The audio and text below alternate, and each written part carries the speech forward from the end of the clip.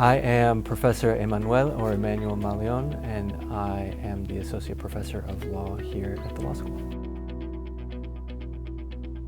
So my focus is really on policing and other state security actors and how they produce different regimes of either political, social, or legal schemes of domination and subordination. So it looks mostly to municipal policing, but also different federal actors or other actors that we might think of in the national security space. And we think about how interactions with these different actors might predicate public safety and security for some on the backs of others.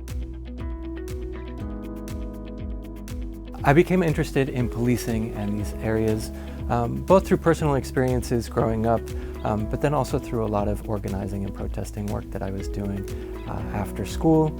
And it just became really evident to me that to understand anything, to make any sorts of change, it would be very helpful to have a better understanding of the legal foundations for these different areas. So that's what led me to go to law school and eventually to practice in these areas and then continue to study them in my research.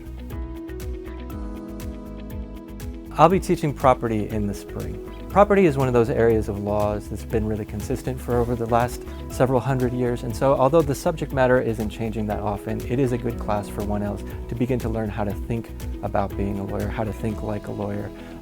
The hypotheticals that students spin out are always fun, but if, like I mentioned before, if you're interested in civil rights, if you're interested in criminal law, if you're interested in contracts, property gives you a good foundation for all of those skills as well. Law school can be many different things. It can be exciting, it can be fun, it can be challenging, it can be rigorous, it can be stressful or anxiety producing.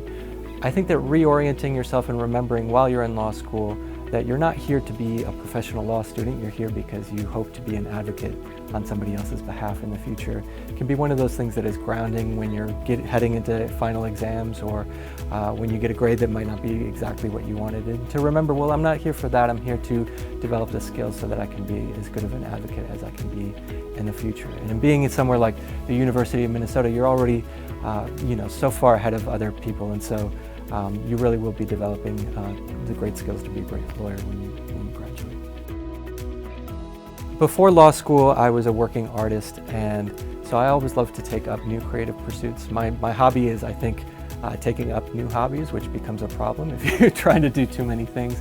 But that might be painting, home remodeling, knitting, baking, cooking, all sorts of things. I made wine last summer, first time, maybe the last time, things like that. But yeah, I just like to learn new things, learn new skills, try to challenge myself.